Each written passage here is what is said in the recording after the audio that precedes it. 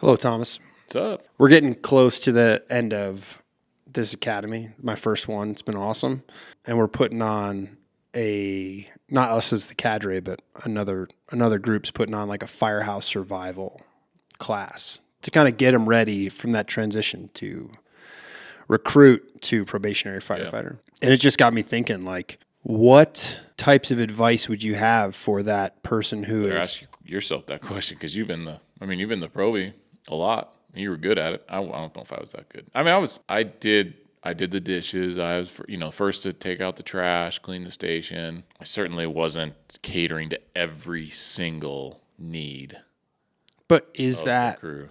So as an officer, you've seen good ones and you've seen bad ones.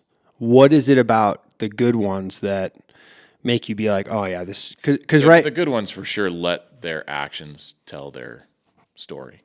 So give me what you would expect from a probationary firefighter on their first day. The first day? Yeah. Not what you would do, because I know how you do it. I know. I would expect them just to show up early. What time? Let's say the shift changes at 8 o'clock. I'd expect them just a little bit before 7. Because some of the crew arrives at 7, so you just want to be before them. Yeah.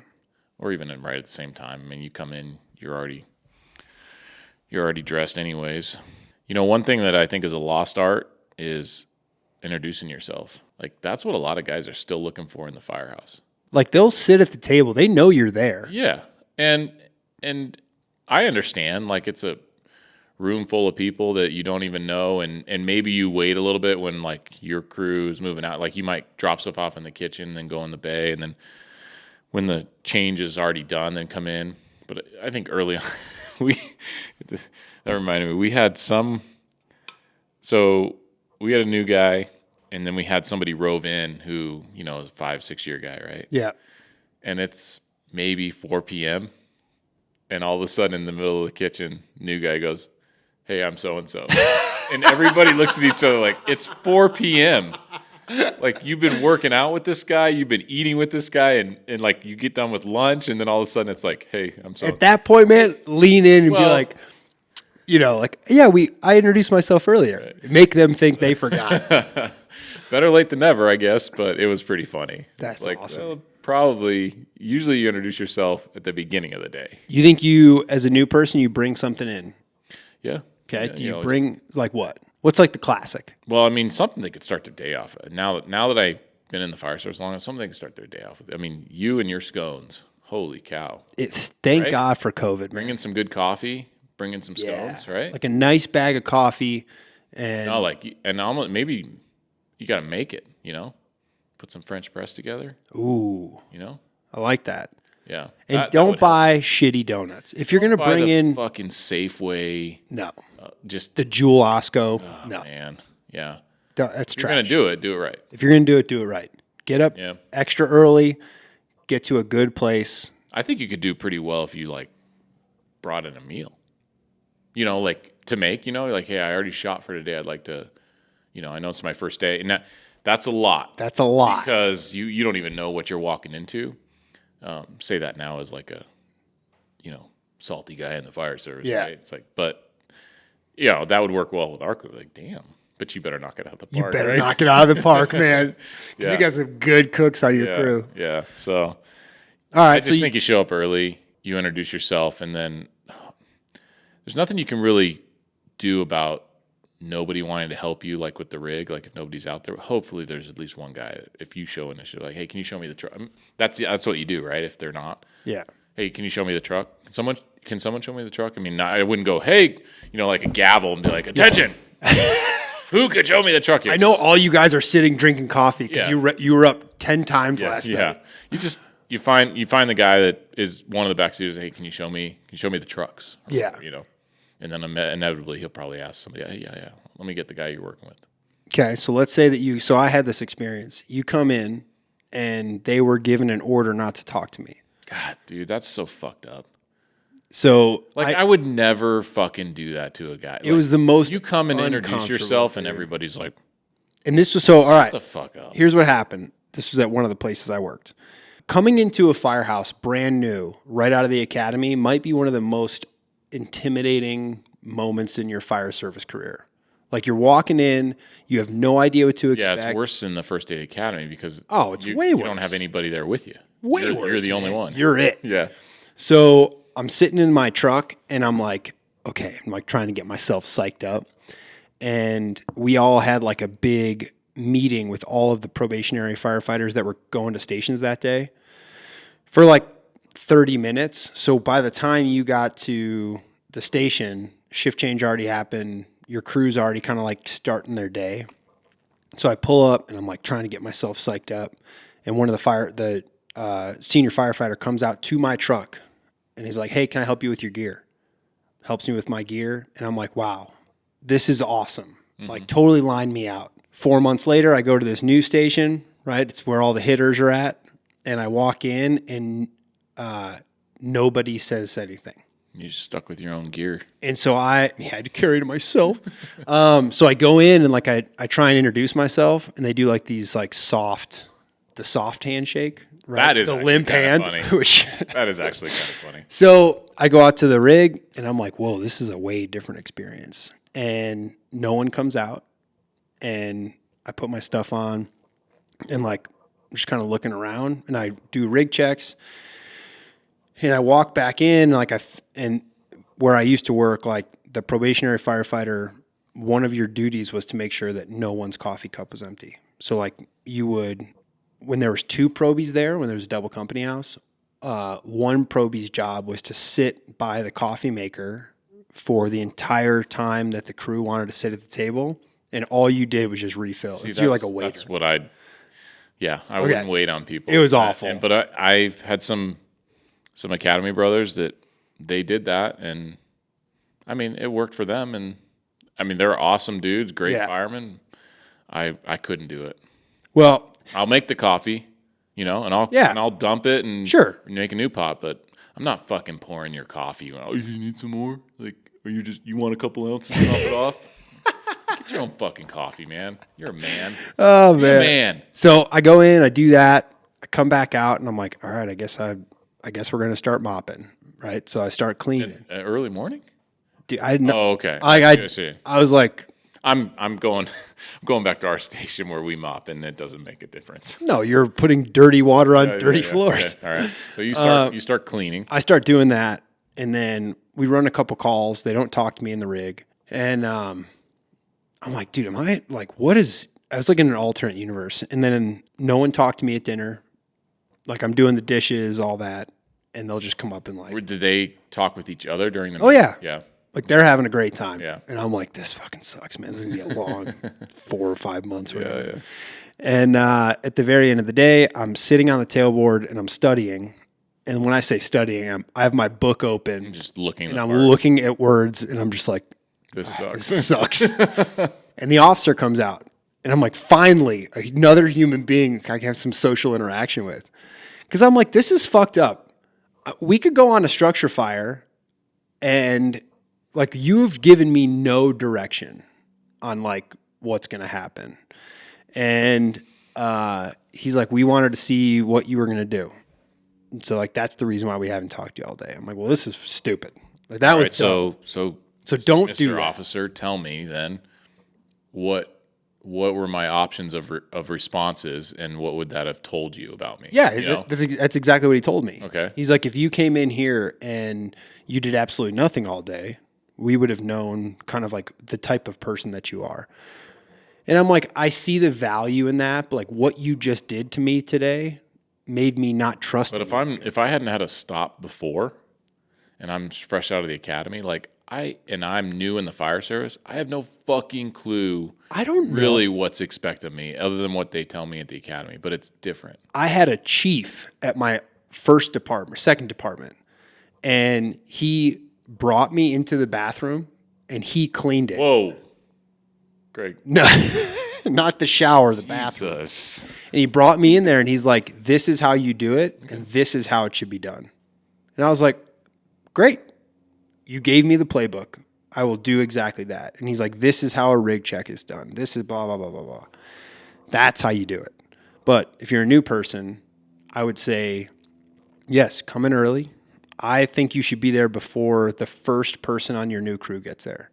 And how you figure all that out is that after graduation, you get your station assignment, you go to that house prior to coming there for your first shift. Get all the introductions out of the way. Bring them something, for that, right? Like, hey, you go around somewhat close to dinner time, you bring them dessert.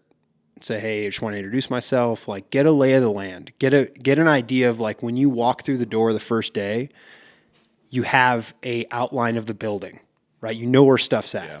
Here's maybe they give you your locker. Well, you should probably make that stop by before, right? That's what I'm saying. Before, okay. Yeah, like you make that introduction, which will make that first day feel less anxiety ridden. Yeah. And then, just like you said, come in, make your introductions, get out to the truck and start. Because, like, you could pop a call right away, and, like, your main job is to know that vehicle. And then what would you say is, like, the most important attributes you can show that first day? Don't quit and work hard. That's it. Attitude and effort. That's my expectation talk. That's it. If I even have to have it with some guys, which usually, where my expectation talk really occurs? On the bay. Before a workout. Before we start climbing the aerial or before we enter a stairwell. Like for the first time with a guy. It's like, listen, man, like we're all going to, I always tell them, like everybody here might climb at different paces. Everybody here might stop on a floor or do something different. Like they're getting their shit done. We're all here together, but some people have different needs and some people have different things they do. But all anybody wants here from you while you're here, including me, is that you work hard and you don't quit. And it's a funny story. So this was maybe like a year ago. It's probably about a year ago, maybe two. And we got this new guy at the station. Good dude. Like we've loved him. He's still, like we'd take him back anytime. He's a great guy. He's doing great. And we're doing the aerial workout, right? So the aerial workout is put the stick up, and we end up like creating stations. They're all like skill stations. So it's like you're throwing ladders each side of the station.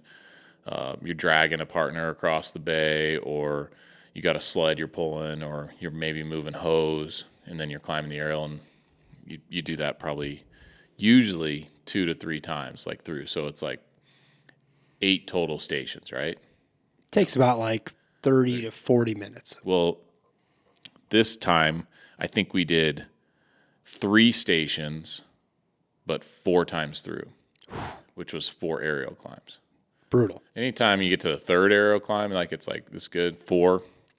And so we had taking some breaks. Yeah. We had this other guy, this guy rove in, and this guy's typically this is exactly what I don't want to see out of a kind of senior guy. Is like all you do is fuck with the new guys, make their life hell, and then you don't even have thick skin yourself. Right. That's the reputation here. Is like I'm going to screw with all the new guys, but I'm not going to mentor them or show them I'm in their corner either. You can fuck with the new guy a little bit, but like, are you his guy that he can trust, he can go to? Right. That's different, And I go to our new guy, and I know what was going to happen here.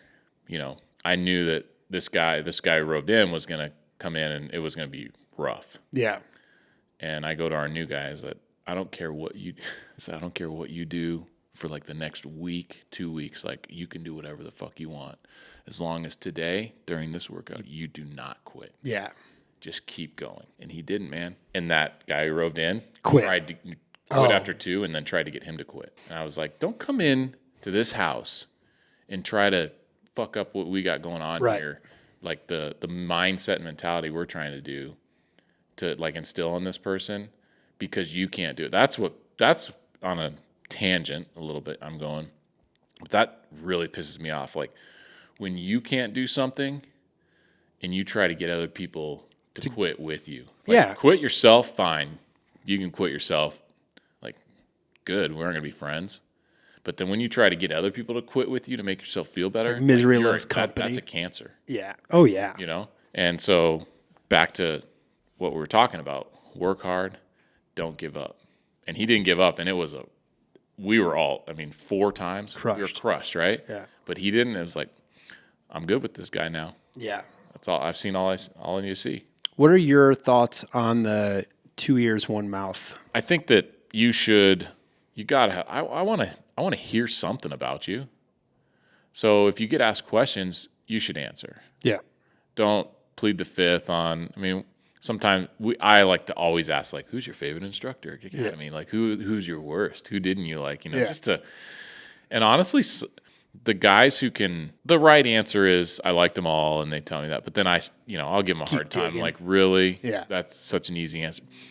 The guys who can navigate that and give you an honest answer, without throwing somebody under the bus. Like, I just want to see that you're real. But your answers, like when the crews ask you a question as a new person, they don't really want to know what the answer is.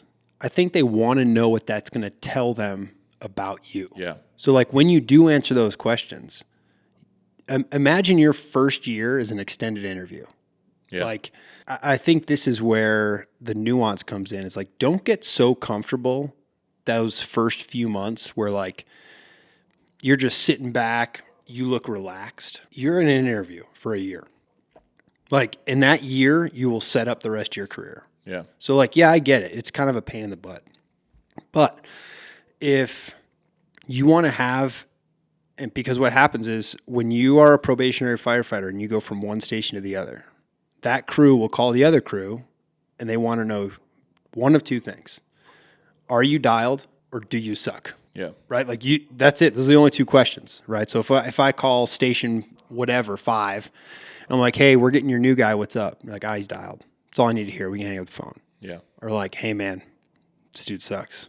It's nice to have those stations too call, because there's other stations that you don't even call. Yeah, we were like you can't even really trust, so you just have to start over with them, Right.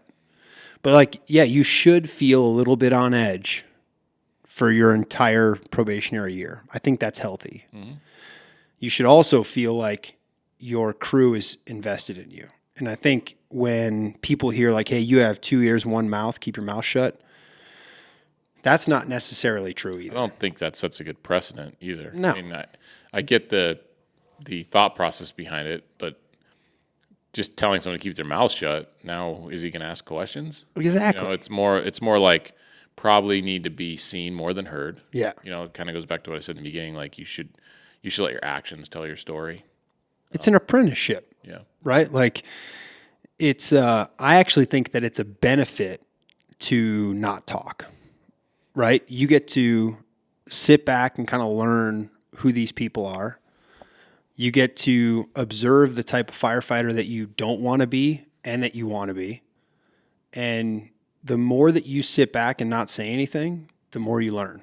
Well, the more you talk to without anybody seeing it, people, growing up, it's like if you sat on the sideline or in the dugout or whatever and just talk about everything you've done and, nobody's seen that. Whatever, dude, Yeah, show me. I tell some guys, like, you want friends on the job? Like, you want friends on the job? That first fire, that first extrication, first big call or whatever, go out and, like, crush it. Yeah. Right? You win games. Like, if you make big shots, you make big plays, that's how you get friends. Yeah. Like, oh, shit, okay. Let your actions, like, tell your story, and then people want to hang out with you. Yeah. I'd the other side, like, fail with grace, right? Like, you have zero expectations as a probationary firefighter. That is really hard as a probie, though, because there are so many people still in the fire service that, like, the minute a probie fails, one, they aren't showing them what it looks like to do it right, and then they're immediately critiquing it. Like, oh, that's why you did this, and this, and it's like, well, dude, if you got in your gear and did the same thing, how would that look? So, and this goes back to like sitting back and listening and like taking in who these people are that you're surrounded with for the next however many months or however your department does it. Never take criticism from someone who you wouldn't seek advice from, right? Like if you're at a station and you're starting to feel down on yourself because you're not doing things right or you're getting critiqued too hard, you feel, take a look at the person who's doing that. Are they in their gear? Have they shown you that they can do it in the same fashion that they're expecting you to? So if, let's say you're doing forcible entry, you go out to the door prop, they're in station gear and gardening gloves, and they show you how to do this. And then they expect you to do it in full bunkers, SCBA, and tired. well, you need to show me that you can do that if I'm going to. And so if that's the case, if they're sitting on the front bumper with your Proby book open and they're like, nope, did that wrong, don't get frustrated. Take whatever advice that they have and then just put your head down and find somebody else. Yep. Like, don't get too down on yourself. Let's say that you've never had a Proby before, right? Maybe you're fresh off probation, or you're that 2 to 3, 5 year guy, and Easy. You just treat him like he's an academy brother. that is maybe the best description of how you can become a senior man. Yeah, and you're right about that too. It's like if you have the 15 years on, treat him like you're an academy brother. That backseater can make or break your station. Mm-hmm. And so how I like to do it was the first thing, like if I was in the bay and someone came in on their first shift, I would introduce myself and say, hey, put your stuff down, and I'm going to go pretty much walk you through the kitchen. Because the kitchen to me was like, fuck, dude, I just do not want to go in there. Like it is a lion's den. And so I would walk them in. I'd be like, hey, this is, probationary firefighter Johnson. And then you do all the handshakes. And be like, all right, here's where your locker's going to be. Here are the bathrooms, whatever. I want you to meet me out at the rig in 10 minutes. And then you just leave him out there? And you leave him out there. Forever. You start throwing snowballs at him. And then you bring them through every single cabinet. You pull out every single tool and you show them how to use it. Yeah. Not just like fanning doors, like, hey, extrication equipment, done. Cribbing, done. No, we're going to go through every single piece of gear. And I think that shows them that this is what's important. I'm not going to show you where the cleaning supplies are. Yeah. I'm not going to show you, how to make. But Craig, if you don't clean a station, well, you can't be a good firefighter. The day starts with cleaning. I was told by a officer, she was awesome. She's like, cleaning is a privilege that you have not earned yet. Like, until you show me what the rig is, we'll take care of that. Like, we know how to do that. But like, until you show me that you are a member, right? You're a fourth or a third. Yeah, great. You can clean a toilet, but you can't run a medical call. Yeah. That's great. Like you can't throw ladders efficiently. Like, I don't care how much you can scrub the toilet. In fact, it'll piss me off. Yeah, you're right. Like, you're spending time on that. Priorities. Right? So set the priorities. And then towards the end of the day, the first day, and I was very grateful that you let us do this, but I would take all the blue shirts, all the backseaters, not even the engineers, no one that's promoted, and we would go into the office, we would give our expectations, and then we would ask the probie what their expectations were of us. Yeah. And like that to me sets the tone of. So, it's like a 360 eval, but it's more like a 360 expectation. Pre-val. Ooh. 360 pre-val. Did you just come up with that now? Yeah. We're taking it running with that. Yeah. Yeah. No, the 360 pre-val. Yeah. Right? It's like, let's set our expectations for each other. And those can be whatever are unique to your station, right? Like other place I worked, you took the flag down and folded it every single day. And that was like an honor to do that. And so, yeah, that was part of your pre-val, right? Like, you are expected to do these things because when you come into a station, you already add value based on your experience and your qualities and your history of performance. When you come in as a new person, you are adding no value to us right now because we don't know anything about you, right? We know that you have gotten through the academy and you have met the minimum standards. When you start to show some value to the crew by being early and cleaning, right? That you are showing value, that you want to be here, like that. It's not a punishment that is your job, but like we tell our new guys, we will not initiate it, but we will always help you because we want you to show some initiative. Yep. Like, hey, because you need initiative your whole career. Yeah, you need initiative so much more after probation than you do beforehand. Yeah. But the value that you're adding to us is by menial task right now because you haven't proven yourself. And then as the months pass and we see that, this person's actually really good at XYZ, then all of the other stuff kind of starts to take a back seat. And now we're inviting you to watch movies with us. You were, Yeah, I think that's one thing that if you get asked to do that, I think it's a pretty fucked up thing if you get asked to sit down with the crew or sit in the day room on probation and it's a trick. Like, don't offer that guy. Dude, you're such a piece of shit. It's like, oh, he sat down and watched, and then you take a picture and you share it with all. Look at this guy being comfortable. And it's like, but you asked him, That's going back to, that's the type of shit of, like, are you treating this guy like an academy brother? It's entrapment. Yeah.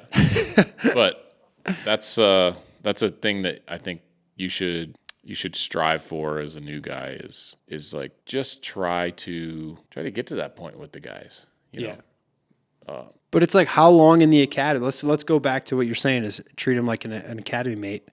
How long in the academy did it take for you to start to get comfortable and trust your academy mates? 4 to 6 weeks, maybe. At a minimum. Yeah. So don't expect this new group of people that you've now entered their home, right? That is their house. You are a guest. You can't expect them to trust you in any less time than it did inside the academy. Yep. And you're probably gonna, as much as you want them to trust you, and if you know your capabilities and you know that you belong there, you're just gonna have to wait for the big calls. That's it. Like, they'll come, and you better be ready. Yeah, that's the point. Is be ready for that, because, I mean, you got a couple shots at it. Maybe. Yeah. Right. Like, you're there for 4 months. You might have 1 or 2 big calls. Yep. The other thing I want to hit on is, like, when you go to a bad call, pediatric arrest, maybe it's your first time you've ever seen a dead person. Don't think that you can't say something to somebody if it's bothering you. Now, my suggestion would be maybe the dinner table's not the best time for it. Maybe find that one person who it should be the senior firefighter, and be like, hey, man, and if you're a good senior firefighter, you have a senior guy that's coming up to you every shift at the end and be like, you good? How's the day? How are things going? Yeah. Because then that's a perfect one. I'm like, yeah, man, I've never seen it before. That really kind of fucked me up. Yeah. Yeah.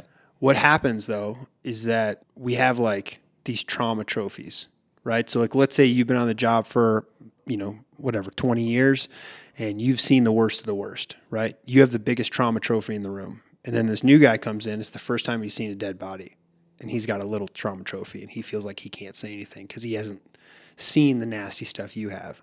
That's still the worst thing that's ever happened to you as a new guy. I'm not saying, like, open up and start bawling at the kitchen table, but, like, maybe pull someone aside if you don't have a good senior man who's going to come up to you and be like, hey, off to the side, like, that kind of messed me up. Yeah. I'm having a hard time sleeping. Like, how do you deal with it? Right? That is a perfect way to do that. But don't think that you can't say anything just because. And then lean on your other academy mates, right? Like, for maybe the first 2 years of my time at our current department, me and my academy mates would go and have breakfast every Friday or every whatever. That's awesome. And it's just like, hey, this is messed up, or, hey, I'm getting hazed over here. And we had some people who was on your crew who had a horrific experience at another station. And, like, you got to download on your academy mates. Yeah. Like, it's not like you get out of the academy and, like, these relationships are over. Like, lean on those people because they're probably going through the same thing. Maybe someone's going through something worse than you. And sometimes you can talk people off the ledge too, Yeah, like, from creating the assassination list, Yeah. Just like, glad I called that guy. Yeah, exactly. Just talking to them, letting them vent about something, then they can get through another 24 hours, Yeah. It's a tough year. It should be tough. This is a tough job. Yeah.